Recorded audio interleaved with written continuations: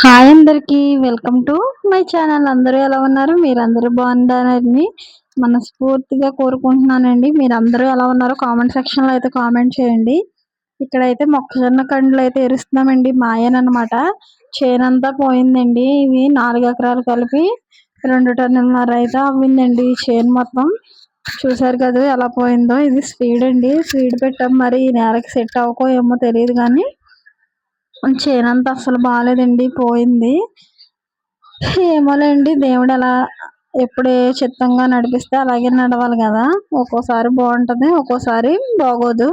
అలా బాగోనప్పుడు మనం నిరాశ చెందకూడదు, బాగున్నప్పుడు పొంగిపోకూడదు అనమాట. ఇవన్నీ నేను నేర్చుకున్నా అనమాట.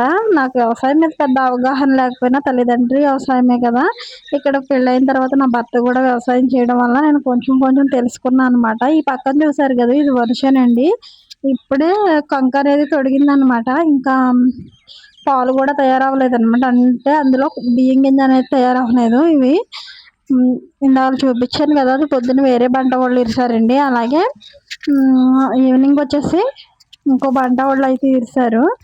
ఇక్కడైతే నేను కూర్చున్నానండి. వాళ్ళకి వాటర్ పోయడానికి వెళ్ళాను. ఇది మామూలు అండి, మామూలు పొత్తులు చూసారు ఎలా ఉన్నాయో. ఇక్కడ ఎత్తుతున్నాం అనమాట. నేను మా తోటికోడలు, ఈవిడ మా అక్క అండి.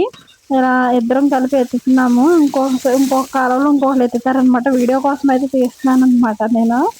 ఇది మామూలు తీసామండి. ఇదైతే కొంచెం పర్వాలేదు, ఇంకా ఆడలేదు, మబ్బు మబ్బుగా ఉందన్నమాట వాతావరణం. అవి ఆడేస్తే మాకు ఈ సంవత్సరానికి మొక్కజొన్నలు అయితే కంప్లీట్